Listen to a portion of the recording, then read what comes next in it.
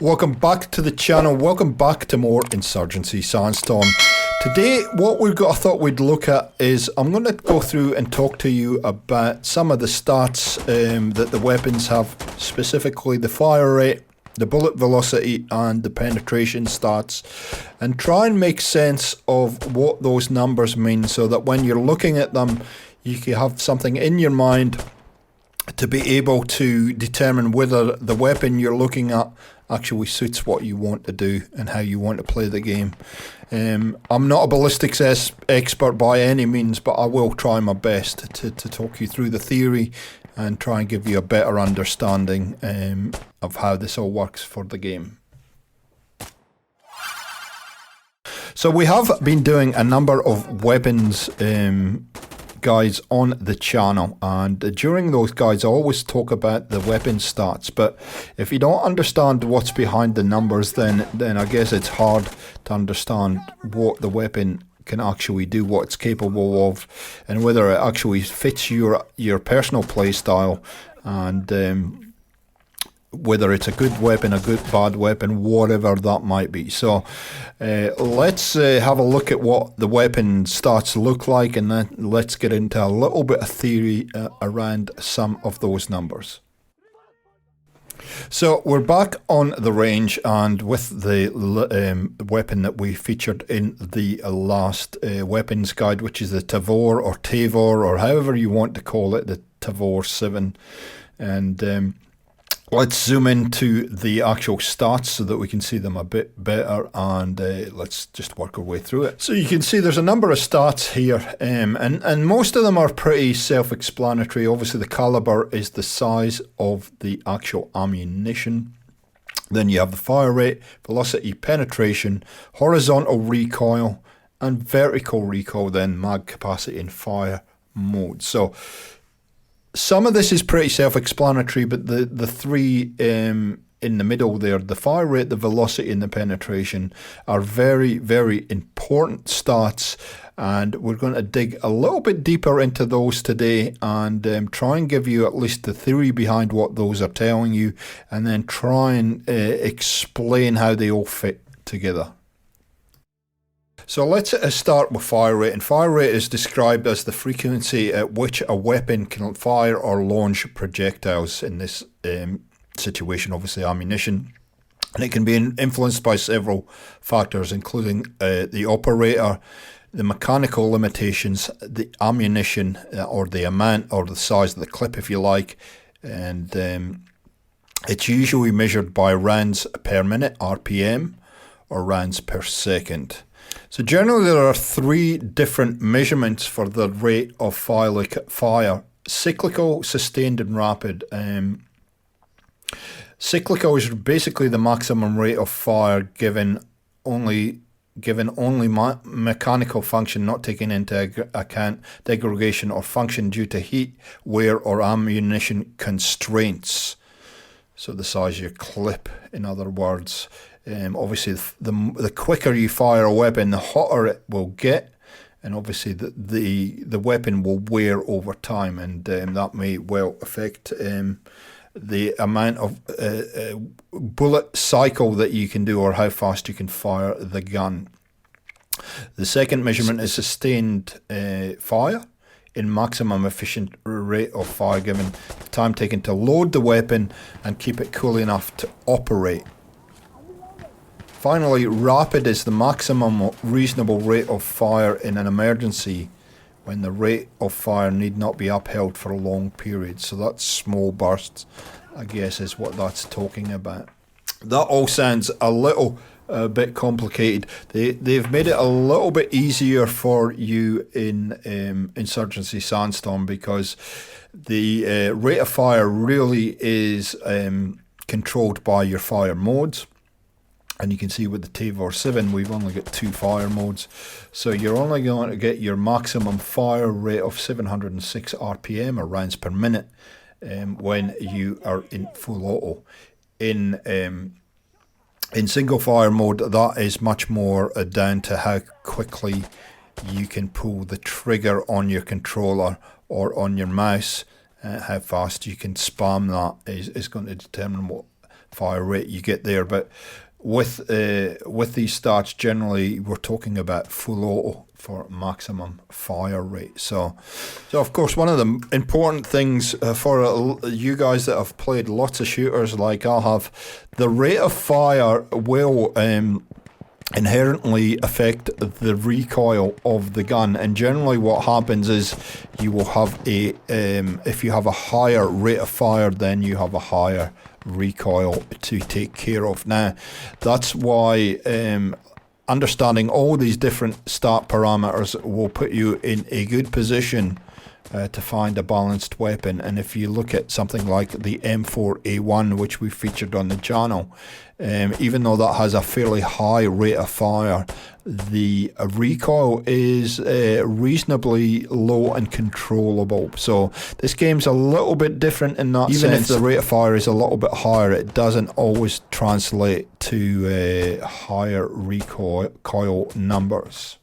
So let's move on to bullet velocity, because these will all tie in together and give you a picture of the balanced, how they all work together and how they'll balance your weapon at. So the description of a bullet velocity is an increase in bullet velocity means the bullet will travel for a longer distance at a faster speed, and is ideal for engaging with targets over a long distance. So the higher that number, the longer range you will get and the quicker it will get there. An increase in velocity also improves performance in close quarters combat. So it's almost like stopping power at close quarters, and then it gives you a little bit of range at longer ranges. Long barrels give the propellant force more time to work on propelling the bullet. For that reason, long barrels generally provided higher velocities. Everything else being equal. As the bullet moves down the bore, however, the propellant gas pressures behind it diminishes. So that's why you'll see in some games a lot of people will put long barrels on to try and get a little bit more distance. So speed is key, and the higher the bullet velocity is on the weapon, the faster the bullets will fire and travel in a fight. So you can see when you get a bullet velocity, which is the distance and the speed of the bullet, versus how quickly you can fire the bullet, those both come together quite nicely. So of course the other thing affecting bullet velocity is the actual size of the ammunition you're using. Obviously a 5.56 is a bit smaller than a 7.62, and therefore there's going to be some compensation that you're going to have to make for heavier ammunition and how quickly that can actually get at the gun, and therefore what the bullet velocity is going to be. So let's move on to the very last stat, and let's talk about the penetration or bullet penetration stat, which I didn't realize is actually, please again, if you're a little bit more knowledgeable on this, please let me know. But from what I have read, bullet penetration is a gameplay mechanic implemented through video games. So I'm sure there is a real science to bullet penetration, but it wasn't easy to find a proper kind of explanation about bullet penetration outside of video game land. So if somebody has a definition, I would really be interested. But here's what I've come up with. It allows every bullet penetration allows every weapon to penetrate surfaces and attack whatever's behind that at the cost of damage. The amount of damage absorbed by bullet penetration is affected by three factors: the surface penetration, the weapon's penetration power, and how far a bullet must travel to the object. So a bullet's weight in pounds divided by its diameter squared describes a bullet's length for its diameter. The higher the number, the longer the bullet, and generally speaking, the larger a bullet sectional density, the deeper it will penetrate. So there you go, guys. So if you have a 7.62, for instance, which is a little bit bigger of a bullet, and even a 50 BMG, it will have a higher bullet penetration, even though it might have a slower bullet velocity. And that is a very, very important stat, because it means that your actual stopping power or your shots to kill might be affected by bullet penetration. And obviously, if you're having to shoot through, say, a bit of plywood, your bullet is going to do that easily. If you're having to shoot through something a little bit more solid, it's going to have to work harder, and therefore over the thickness of, say, a wall or something, the damage is going to reduce significantly. Oh, that's all very complicated and great information, G4, but how does that relate to the game, and how does all this information help me? Well, it's something that you're going to have to determine for yourself, but what this information will help you with is finding a weapon that fits what your playstyle actually is. And then once you've figured out what your playstyle is, how effective that weapon is going to be using that playstyle. And so, you know, like I said, the fire rate, everything, there's always compromises to be had. Do you want something that's got a high fire rate, but then you're going to have to manage the recoil pretty carefully? Do you prefer a slower fire rate, but a gun that has a longer range to it?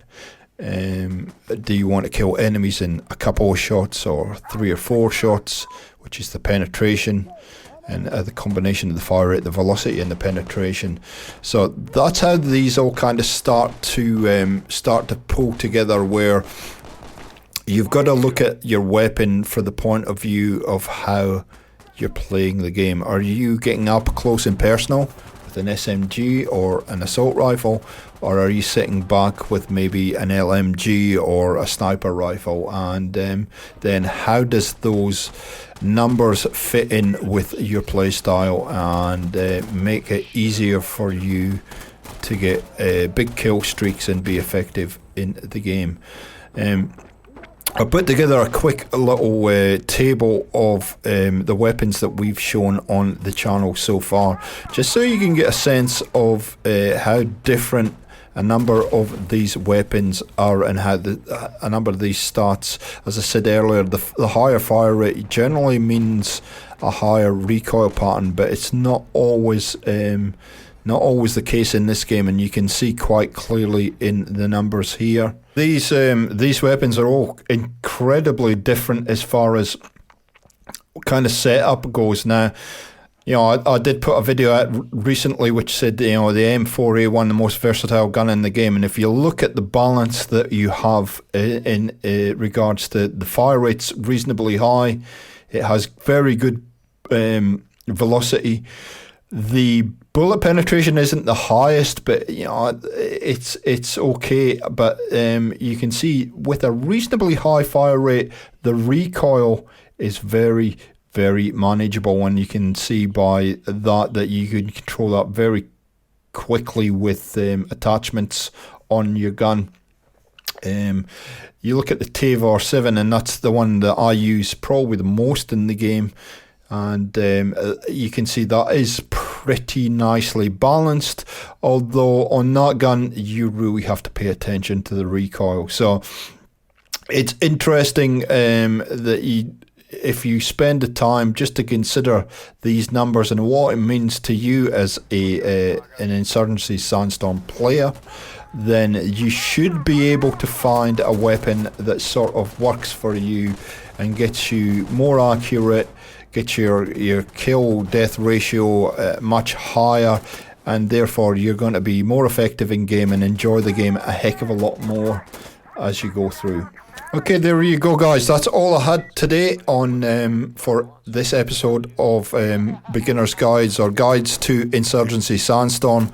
It is a little bit of a complicated one, a little bit more of an advanced one, but if you can sort of get your head around these numbers and what they mean, it's just going to make you so much more proficient at selecting the right weapon and enjoying the game even more. If it has been useful, please leave a like rating. It's always appreciated. It helps the channel so much. If you have got some suggestions or some clarifications that you can help me with, leave them down in the comments below. I love reading your comments, and if you have any suggestions for other segments or episodes that you want me to do, please also leave them down below. And we will catch you next time on Gaming for XP. See ya.